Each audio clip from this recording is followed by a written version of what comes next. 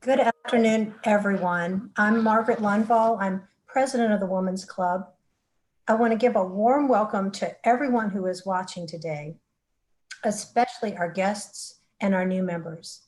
We are thrilled to present this virtual broadcast. Our Monday program series will officially begin on October 5th with our opening speaker, Don Mischer. We invite you to attend this program on site at the Bowling Haxel House. You will just need to pre-register through the Women's Club's website in the Programs and Events section of the members area, or call Lauren Kirkland in the office. There is a 100-person capacity for this program, and it will be limited to members only. Chairs will be set up 6 feet apart, and everyone will be required to wear masks. We are taking every precaution to make our clubhouse safe. Today's program will be live streamed as well as video and audio recorded for everyone to view through the Women's Club's website. Please submit your questions for our speaker in the comment section in the live video on our YouTube channel. She will address them during a Q&A session following this presentation. Now, I am pleased to introduce Dr. Betty Neal Crutcher, our chair of the day, who will introduce our speaker. Thank you, President Margaret Lundvall, and greetings, everyone, during this time of new surprises and unprecedented challenges. I hope you and your family are safe and well. It is my honor to introduce you to a Richmond friend, Gayle Jessup White, journalist, TV anchor, producer, soon to be the first-time author with HarperCollins Publishers, and currently serving as Monticello's Public Relations and Community Engagement Officer. As Monticello's first Community Engagement Officer, Gayle Jessup White is the first descendant of Thomas Jefferson and the enslaved community to be employed by the Thomas Jefferson Foundation, the nonprofit organization that owns and operates Monticello. Gayle and I met several years ago at a University of Richmond's breakfast for nonprofit organizations. Gayle stood out for her boundless enthusiasm, her endless curiosity, and her insistence for digging up the truth, no matter how inconvenient or painful that truth might be. We are here to listen to her story. And for many of us, her story is our story at this time when we are called to be here in history, uncovering clues and secrets that may change our lives. Let us continue to work to restore hope and healing as we seek to make ourselves and those around us whole in body, mind, and spirit, at peace within ourselves, and ready to meet our future together. To all here, I proudly present Mrs. Gayle Jessup White. Thank you. Oh my, thank you so much, my dear friend, Betty Crutcher, Dr. Betty Crutcher. Thank you so much, Margaret. It's such a joy to be with you, such an honor. I've been looking forward to this for weeks now, preparing this for weeks now. And I really appreciate all of you for joining me on this journey that we're going to take today, a very short journey, and one that has taken me a lifetime to uncover. So thank you so much for being with us. There's a lot to unpack here, and we have limited time, so we're just going to jump right into it. 401 years ago, 400 years and 1 years after the first enslaved Africans were brought to the colony of Virginia, not far from where we are right now in Jamestown, 234 years after the Declaration of Independence birthed a new nation, and 155 years after the Civil War freed 4 million enslaved men, women, and children, the United States of America continues to grapple with its original sin, slavery. The past several months, we have been eyewitnesses to its legacy. As Black Americans have died disproportionately of COVID-19, or lost jobs, or lost homes, and as we have seen in graphic images, tragic images, they've also lost lives. 20 years into the 21st century, Black people are still demanding equal treatment, equal rights, equal citizenship. Monticello is at the epicenter for uncomfortable conversations about race in America. Thomas Jefferson, the principal author of the Declaration, owned more than 607 people throughout his long life. 4 generations of my family were among the people he enslaved. 4 generations. And Jefferson was also one of my ancestors, is one of my ancestors. He's my 5 times great-grandfather, as is his wife. So this gives you an idea of how complex his history is. I did not know my family's legacy when I was a child growing up in Washington, D.C. But once I found out, I made it my life's mission to discover my family's roots. And this is part of what we'll discuss today. That and the traveling exhibition, Paradox of Liberty, Slavery at Jefferson's Monticello, which is about 6 families that were enslaved on Jefferson's Little Mountain. I just want to, take a look at this picture in that top frame. That young man in the black shirt is my son. I always have to just point out my pride and joy. So on Jefferson's Little Mountain, there were always more people of color than there were white people. And we're going to talk about that today and why in the 21st century, we're still dealing with the legacies of slavery. On June 16th, 2016, some 300 people gathered at Monticello for a family reunion unlike any in modern history. They had come to honor their ancestors, the men, women, and children who had been enslaved at Monticello, and to celebrate 25 years of the Getting Word Oral History Project, the initiative that helped many of them find their forgotten forebears. 300 people came to Monticello to reclaim what had been lost for decades, their own family history. It is also my family history. I stood for this family photo with my son, nieces, and scores of cousins, many of whom I was meeting for the first time. We were all so thrilled to be there, but behind those smiles as we basked in the moment, and it was a glorious moment, was the knowledge of a painful history, that our ancestors had been sold on the very ground where we stood. On a cold day in January 1827, more than 100 human beings, possibly shivering from fear as well as the cold, stood on the West Lawn awaiting their fate. 6 months earlier, their future seemed secure. But when their owner, Thomas Jefferson, died on July 4th, 1826, all that changed. Jefferson was 83 years old when he passed away. His dear friend, John Adams, died on the same day, July 4th, 1826. John Adams, of course, never owned human beings. Thomas Jefferson did. And now those humans that Jefferson owned, people he called his family, were going to be sold to the highest bidder. My great-great-great-grandfather, Peter Hemings, was among those 136 unfortunate souls. Now, I didn't know any of this growing up in Washington, D.C., and that's my family.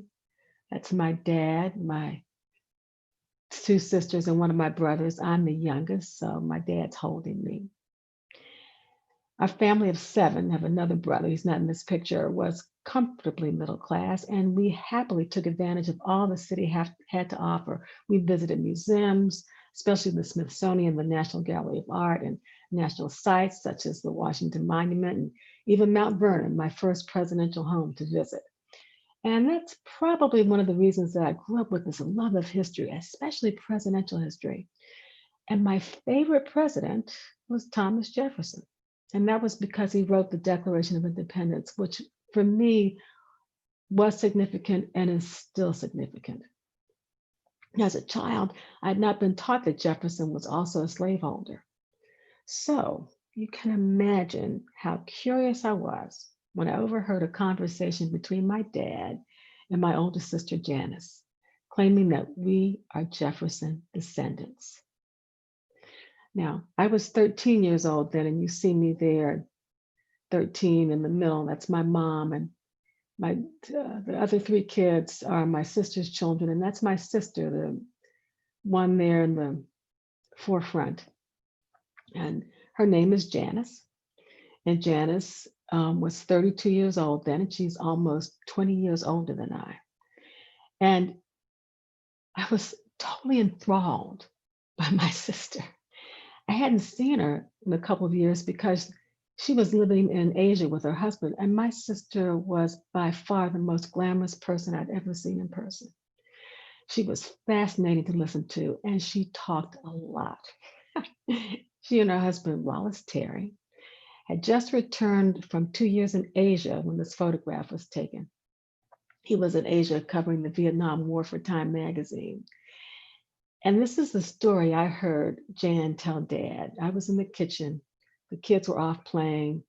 Mom was somewhere else in the house, and Jan and Dad were having this pretty intense conversation. She told Daddy that she and Wally were the guests of honor at the American Embassy in Saigon. And it was a small dinner party. And the conversation was very pleasant until this moment. I should also say at this time that everyone at the dinner table was white, aside from Janice and Wally, her husband. And everyone at the table, aside from Janice and Wally, everyone was claiming this royal-like heritage. Well, my sister is a small R Republican and a small D Democrat, and she was deeply offended. Americans, she said, had shed blood to free themselves of monarchy. She also didn't like the idea that the white folk around the table were making all these claims that she personally found offensive. So she decided to teach everyone a lesson, and she was out going to do all of them. So rising to her greatest height, my very elegant sister announced, "I'm a descendant of Thomas Jefferson." Well, she said the room went dead silent, aside from the sound of silver dinnerware against the china. And that's because this was 1968, and such conversations were totally taboo. You didn't talk about things like that in public. I, of course, was shocked by everything I heard. Up to that point, I had never heard from anyone in the family that we had any ties to Jefferson at all, and frankly, it didn't make any sense to me. I was a 13-year-old growing up in Washington, D.C., a predominantly Black city. I couldn't imagine how we managed to be descendants of Thomas Jefferson. So I went to my dad. I really trusted my dad. He was one of my heroes, my hero. And I went to Daddy and I asked him, and he was non-committal. All he told me was, "That's what they say." That's all he said. Now, my dad wasn't the most talkative person in the world, but those are really few words, even for him. But in time, I found out that the story was indeed part of our family's oral history, that it was passed down from my dad's mother's half-sister, a woman named Aunt Peachy. Now, I never knew Aunt Peachy. She died around the same time I was born. But it was Aunt Peachy who shared the story with my older sister, Jan. And I should just say here that Aunt Peachy was a domestic. She couldn't read, write, or even spell her own name, but this she knew. She told her nieces and her nephew, my sisters, and my dad, that you're a descendant of Thomas Jefferson. I'm not, she would say, but you are. And this is a story I heard from my sister. Now, I was skeptical. However, the family lore did have some credibility. Here's a picture of my dad and me. It's my graduation from Howard University, where my dad also attended school. My dad was Black. However, to some people, he looked white. He was also tall, 6'2", and freckle-faced. And as a young man, he had red hair. And that should sound familiar to you. He also had a sharp nose with a humped bridge that was very attractive on him, that I must say, I'm very pleased I don't have. I have my mom's nose. Thank you very much, Mom. I would eventually learn that his was a Jeffersonian nose. My dad and I were really close and talked about everything, politics, religion, football, but never about his family's ties to Jefferson or about his family for that matter, especially about his mother, whose name was Eva. His mother, he told me, died when he was just 5 years old. It was really tragic, actually, because he told me he couldn't remember her face or even the sound of her voice. In fact, my dad wasn't even sure of her maiden name. It could have been Robinson or it could have been Taylor. And what you're seeing now is a picture of my grandmother. This was taken around 1900. And I came really late in my parents' life, and my father was the youngest of my grandparents' children. So we're looking at 120 years since this photograph was taken. But that's because she was young and Daddy came late. And as I explained, I came late. And I have to tell you, I think my grandmother was spectacular. I mean, look at her. She was just spectacular.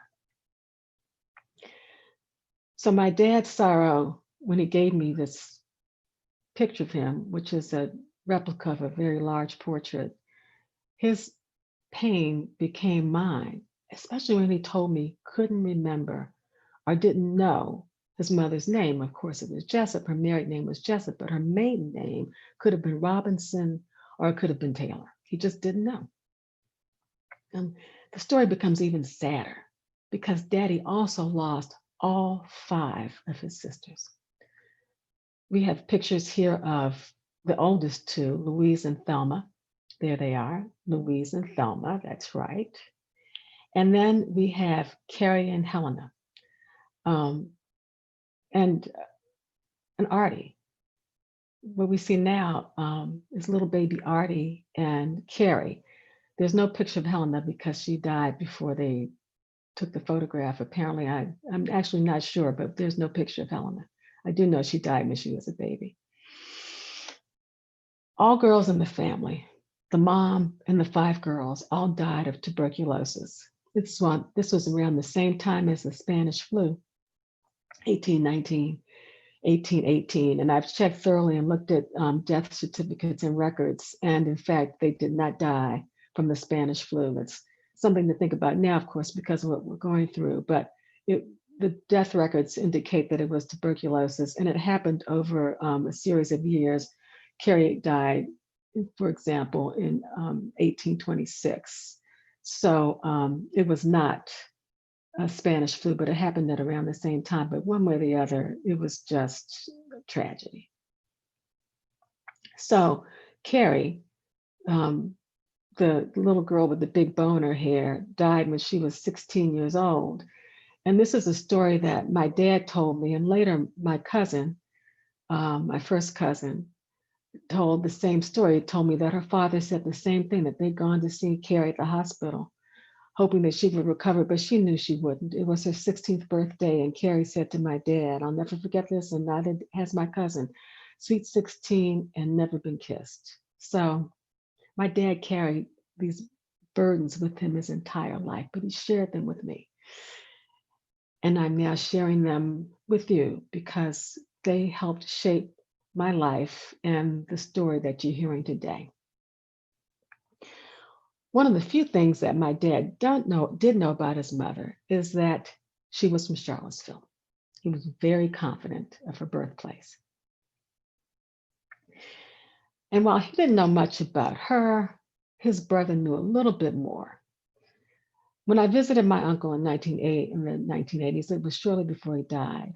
And here, the two brothers, Uncle Eugene and Daddy, he told me that his mother was 6 feet tall, that she sang and played the piano, and that she was very happy. Uncle Eugene also said my grandfather called her his angel. So it was great to hear those beautiful stories about my grandmother. And it was great for my dad too, because he didn't know.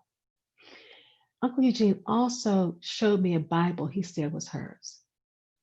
Now, the Bible, which you're seeing a picture of right now, was engraved with the initials DT and the date 1823.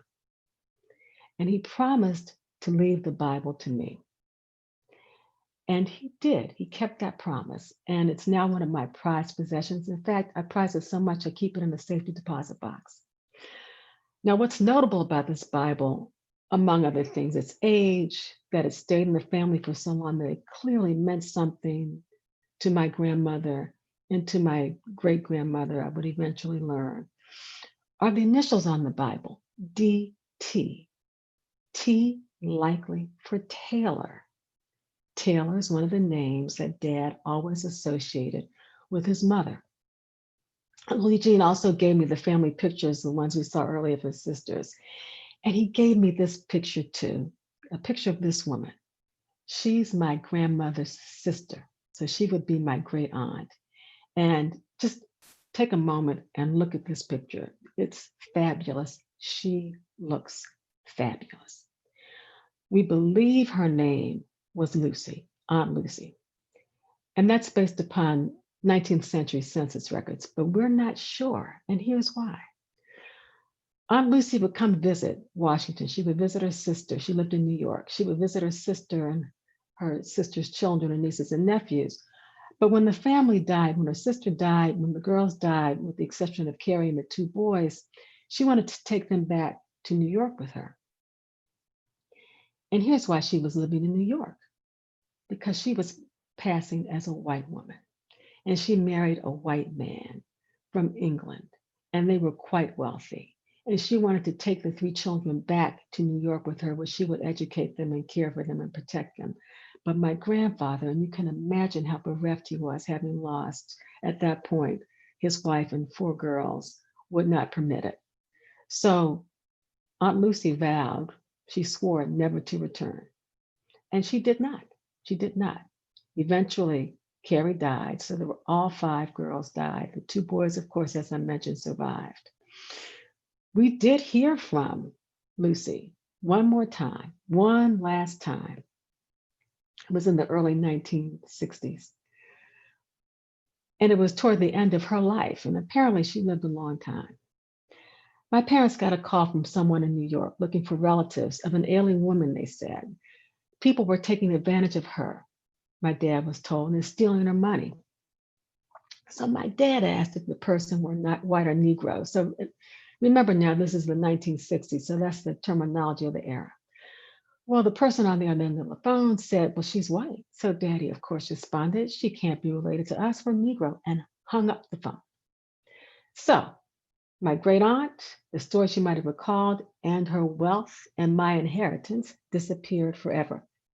Tragic, of course, because of what happened to Lucy.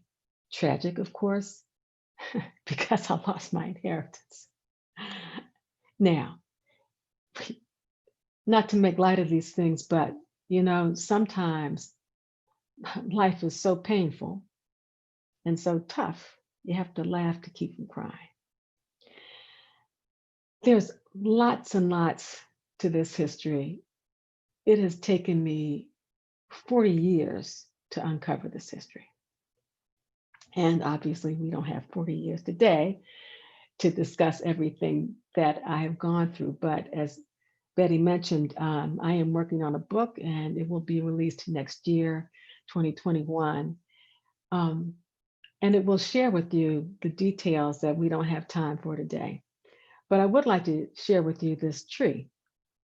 what we discovered, my sister and I, because we started on this journey many years ago trying to uncover this truth of how we're related to Thomas Jefferson, is that we go all the way back to Jefferson and his wife, Martha Wales. Now, my sister and I, until just a few years ago, believed that we were descended from Thomas Jefferson and Sally Hemings. I mentioned earlier that in 1968, she made this claim before this dinner party that she was a Jefferson descendant. We had always thought it was through Sally Hemings. Why not? It became more public, of course, that Jefferson and Hemings had 6 children together, 4 of whom survived into adulthood, and more accepting. In fact, if you go to Monticello, if you've been there recently, you will see a new exhibition that opened there in 2018, where we, in fact, talk about Thomas Jefferson and Sally Hemings and the connection they had together. And we tell the story through the words of their son, Madison.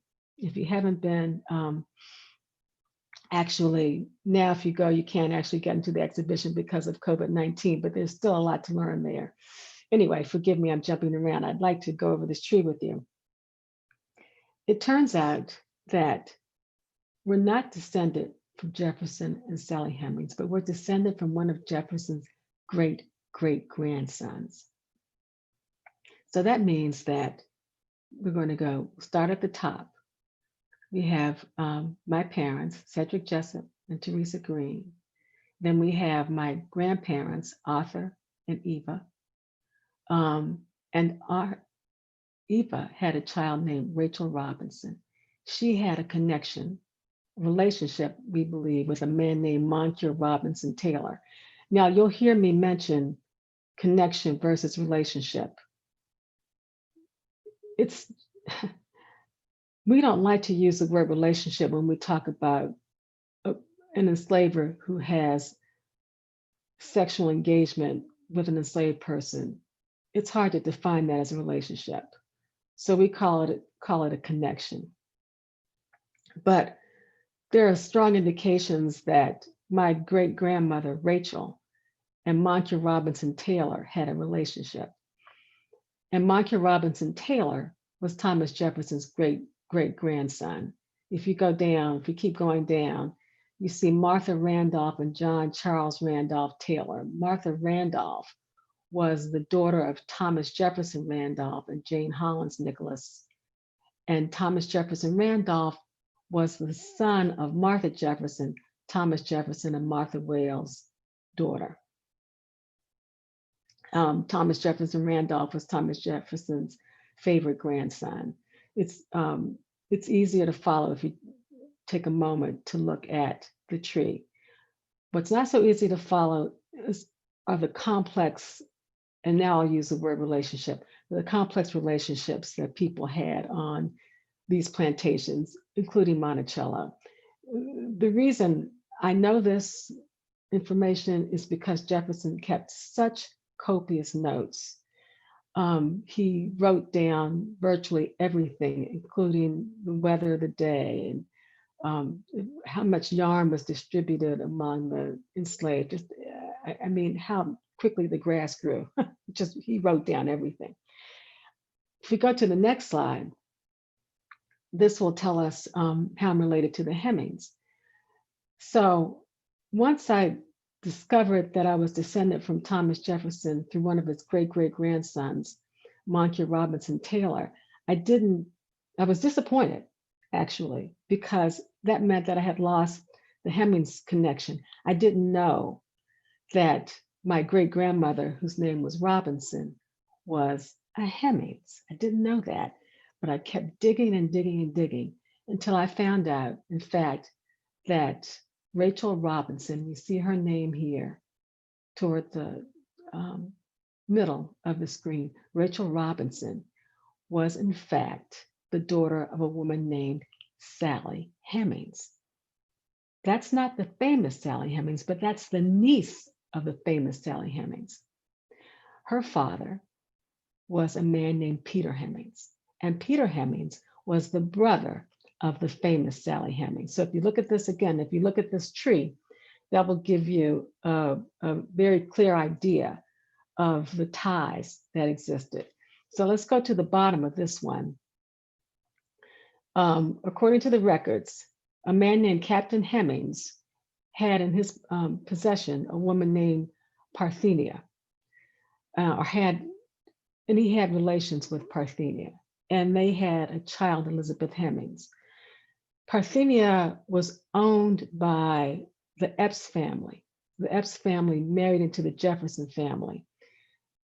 Captain Hemings wanted to keep the child, Elizabeth Hemings, because he wanted to see what the child looked like, he claimed. But because Parthenia was owned by the Epps family, Elizabeth, the child she bore, according to law, would be owned by the Epps family as well. Elizabeth Hemings eventually became the property of John Wales. John Wales was the father of the woman that Thomas Jefferson would marry. Her name, of course, was Martha Wales Skelton.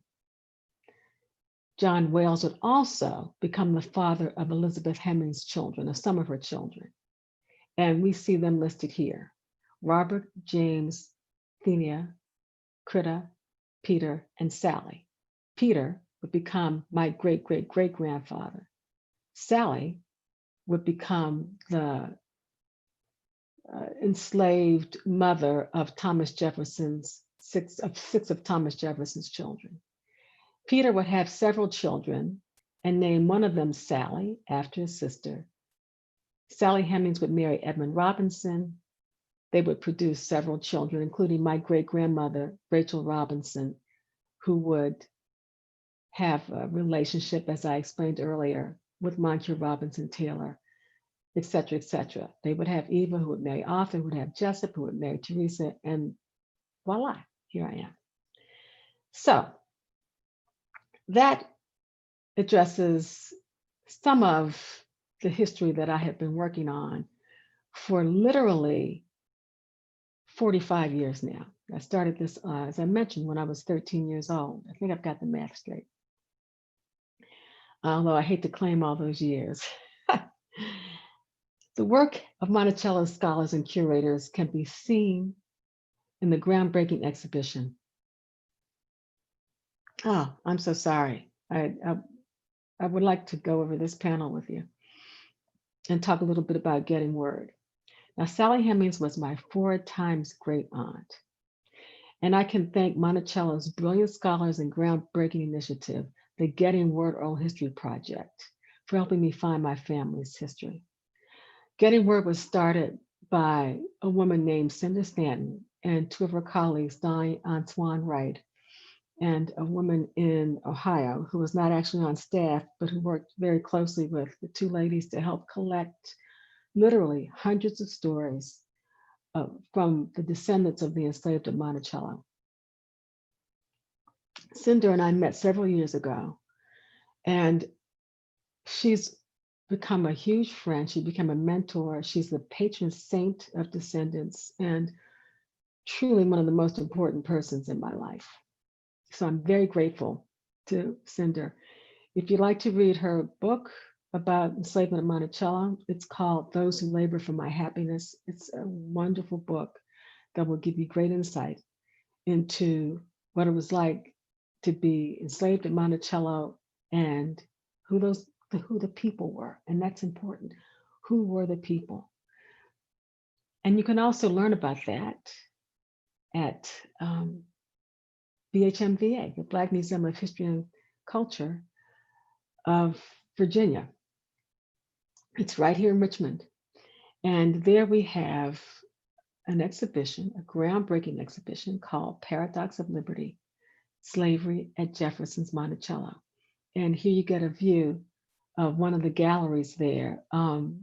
This exhibition has traveled around the country and been seen by probably about 1.5 million people by now, including in Washington, DC at the Smithsonian, where I saw it the first time in 2012, before I knew what my ties were to Monticello, aside from to Thomas Jefferson.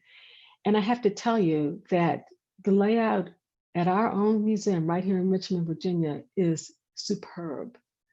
It's beautifully done, and we're really, really proud of the work we've done there and with the work we've done with our partners there. Now, the exhibition focuses on 6 enslaved families and it studies history through their eyes, not through their owners, not through Thomas Jefferson's eyes. And it's really important to keep that in mind because these are the names and these are the stories of the people history just kind of wrote away, history just forgot.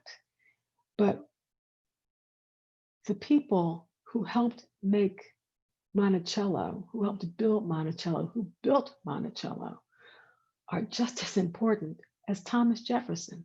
And if you ask me why, I'll tell you. Because were it not for the people who gave Thomas Jefferson freedom, the freedom that he took from them, he would never have been able to accomplish all that he was able to achieve. Think about it.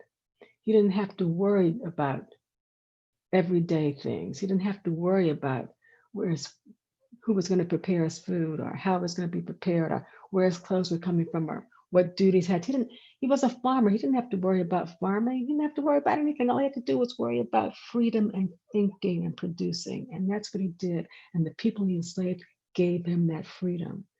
So when you visit Monticello, you'll hear about the people he enslaved and how important they were, just as you'll hear about Thomas Jefferson and how important he was.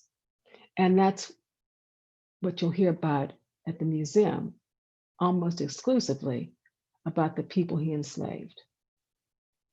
You'll learn about the daily lives of those 6 families, and you'll learn about their daily lives through objects such as a toothbrush or a comb. The toothbrush is frankly my favorite object because, like many of you, I wasn't taught that much about slavery.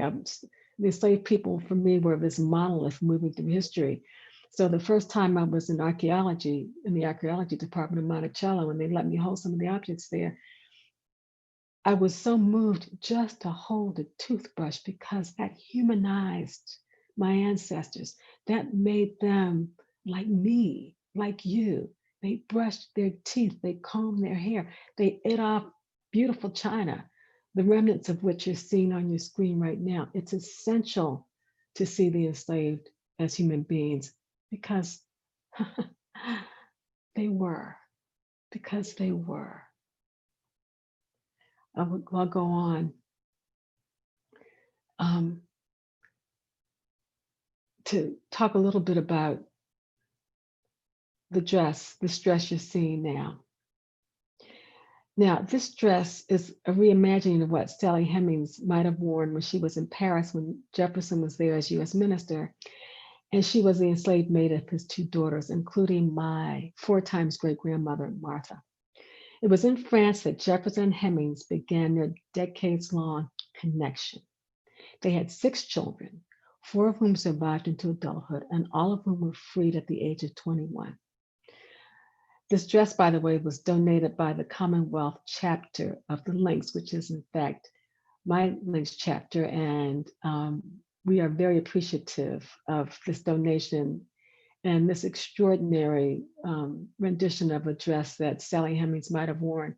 It's a beautiful dress, and most notable, one of the differences on a dress like this would be that a servant girl would wear a dress that was shorter than what her mistress would have worn and with less lace because that servant girl would have been working.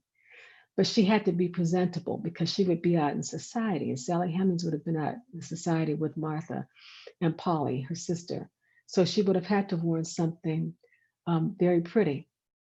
And Sally Hemings, I should also add, according to some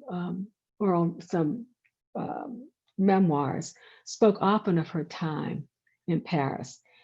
I would also like to add that Sally Hemings was not freed by Thomas Jefferson, but she did negotiate with him when it was time for them to return to the States, and she demurred and told him she would not return unless he gave her certain privileges. She did negotiate privileges with him, which included the emancipation of their children. and also light housework for herself. So according to their son Madison, her principal job was to care for his wardrobe, and they were never separated. Children went to work on plantations at a very young age, 8 years old, 9 years old.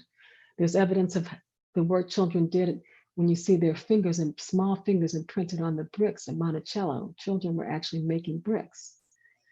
But Sally Hemings was never separated from her children. They were always allowed to be together.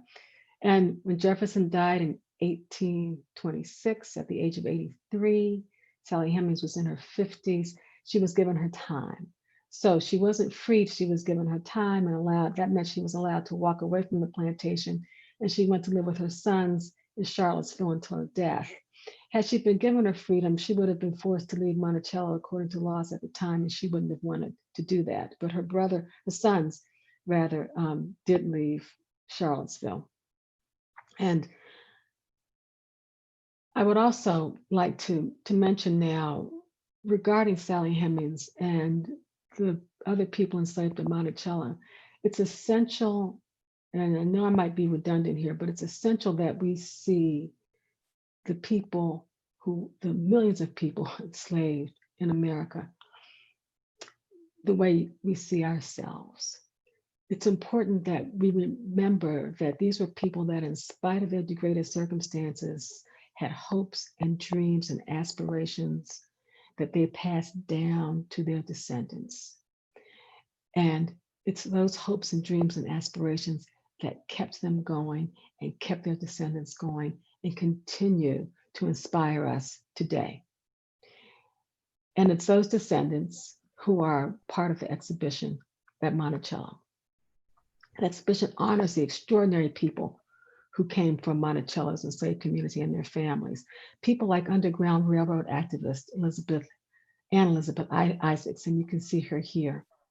And Peter Fawcett, who returned to Monticello after years of freedom, because to him, Monticello was heaven on earth. You see, it was home it felt like home to the people enslaved there. Peter Fawcett was a leader in his community, founded a church, had a very successful catering business. But when he was 90 years old and his parishioners asked him what he wanted, he has to come back home to Monticello, and that's what they gave him. We also see here William Monroe Trotter.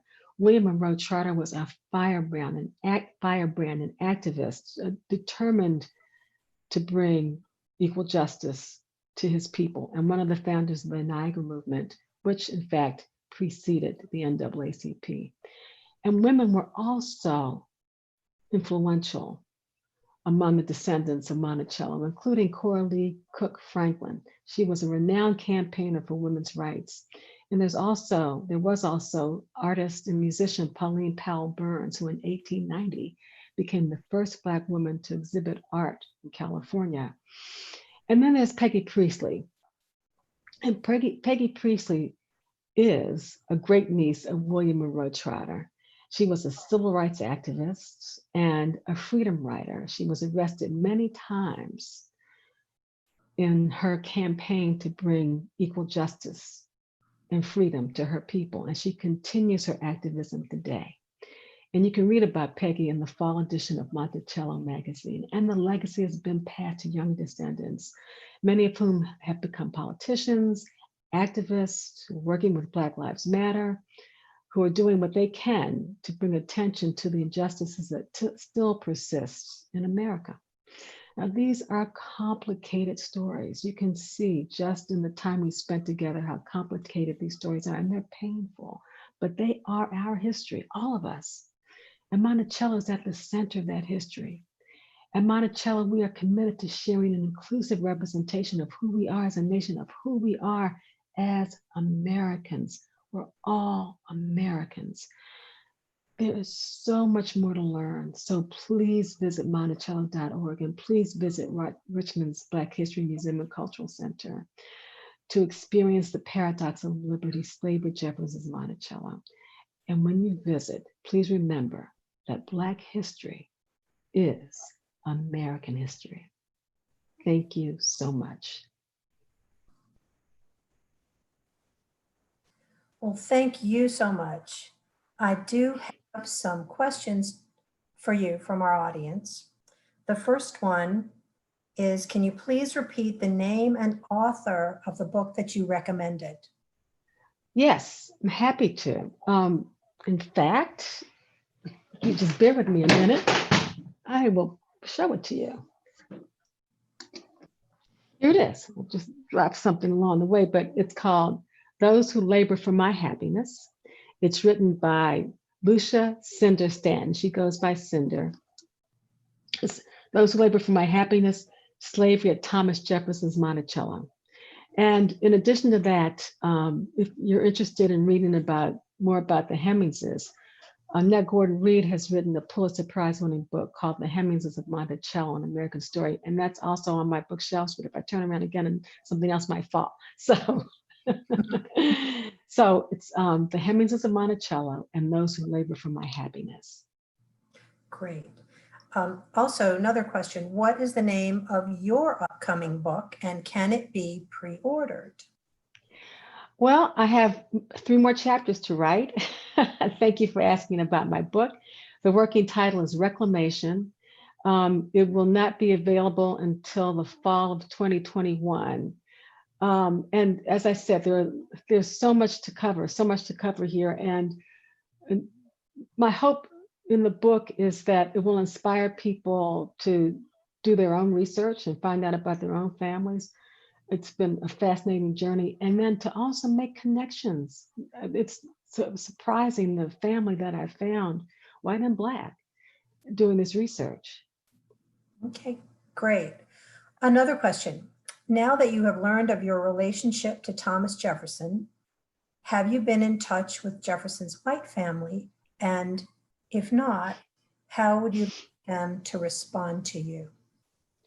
Well, so the quick and easy answer to that is yes, I have been in touch with the white family. The more complex answer to that is how I reached that family, and that's part of the book. And their response to me. There are lots of white descendants of Thomas Jefferson and lots of Black descendants, so everyone's going to have a different response.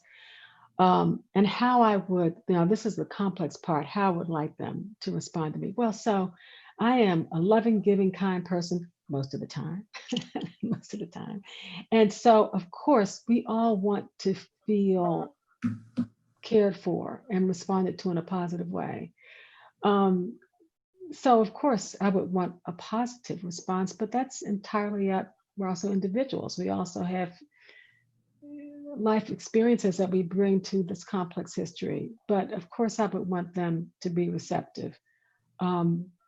My message to people continues to be that we are all one people. My experience as a Black woman is going to be very different from a person who is raised as a white person. But we still have to be able to connect on a human level. So I would like my white family and my Black family to connect with me on a human level, as I wish that we all would. Thank you so much. Next question, how many of the families revealed family stories that were passed down to you? I'm sorry, how many? I don't How many quite of understand the those question. families that you contacted, that you were in touch with, the white families, revealed family stories that were passed down to them? Did you get any? So I guess, so is the question, if the question is if they revealed family stories about their Black family that was passed down, let me think about that. Has anybody? No. Okay, all right. That's good. No, I mean, they've said to me, one in particular said to me, I've always suspected, I always knew this moment would come. And I think that's a common response. My husband is descended from Mayflower people, and they've been in touch. And that was the same response from his white relatives. I always knew this moment would come, but I've not heard any stories. Okay. For anyone in the audience who wanted to write their own story, what would you say about some best practices that have served you well? So the exercise that served me best was never, ever, ever, ever giving up. Remember, I was 13 years old when I heard this. I stumbled upon it. It's nothing that we talked about in our family. But when I started hearing these stories, I went to my relatives, the oldest ones in the family, and there weren't many because Dad's family had died. It was just my dad and his brother. But there were family friends. I went to family friends and asked them questions. I started looking through old photographs that we had at the house. I never quit. I started digging through documents. Thank goodness for Ancestry DNA, not to plug them, but thank goodness for Ancestry DNA. Going through all those old census records. They're great resources to uncover your history and to uncover your past. But begin with conviction. Begin with the idea that you're going to keep going. And keep in mind that when you're Black, there are not that many documents available. Black people were property. If you're white, you have a lot more accessible to you. There's more material there, but it's still challenging unless you have family records and Bibles and that sort of thing. And that's the other thing I would recommend. That family Bible that my uncle gave me is so important and so significant. It dates back to the early 19th century. That tells me a lot. If you take an old book like that and you just kind of shake it a little bit, it actually reveals the pages that have been read most often. Even something like that tells you about your family, because it means that somebody there was constantly turning to that page for whatever reasons they wanted to read that section of the book, whether it's a Bible or something else. But the most important lesson is to never quit, never quit, never give up. Another question, please. Would you tell us about the programs at Monticello that relate to your story? So the programs in Monticello relating to the stories of the enslaved. First of all, let me say this. My story is not different than other Black people whose families have been here for generations. Mine is unique only in that, as I mentioned earlier, Jefferson kept such copious notes, and people through the generations have been so interested in him, and his family's letters have been kept, that I'm able to trace my history. I'm very, very lucky in that. So when you visit Monticello, you're learning, yes, about the Hemingses and the Hubbards, a family I'm also descended from, and the other families enslaved there. But you're also learning about other Black people and their lives and what their lives would have been like. And also when you come to Monticello, when you come on the tour now, we don't separate Jefferson from the enslaved. You're going to hear a story that tells both. However, to go in depth and to learn more, we have the Slavery at Monticello tour, and we have the Hemings family tour. We also have an app, a slavery app that's award-winning about the enslaved people of Monticello. If you go online, you can also learn about the live streams we offer, which we often talk about enslavement at Monticello. And we have archaeology programs and archaeological digs, particularly for young people. And we have education courses that we offer instructors. Before COVID-19, we offered to every public school student in Richmond a free trip, and everything is covered to visit Monticello.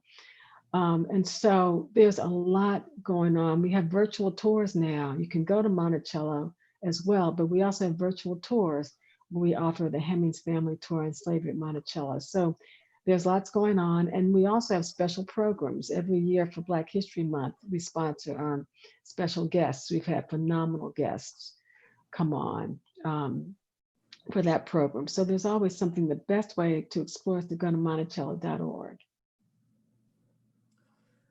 Well, thank you so much for being with us today. And this has been so enlightening and educational for all of us. And we wish you the best. And we will thank you. Your book.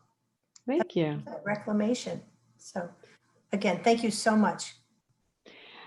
Margaret, it was my pleasure. Thank you for listening. I'm honored to be with you today. And I hope that we can all meet next year in person. Stay safe. Thank you.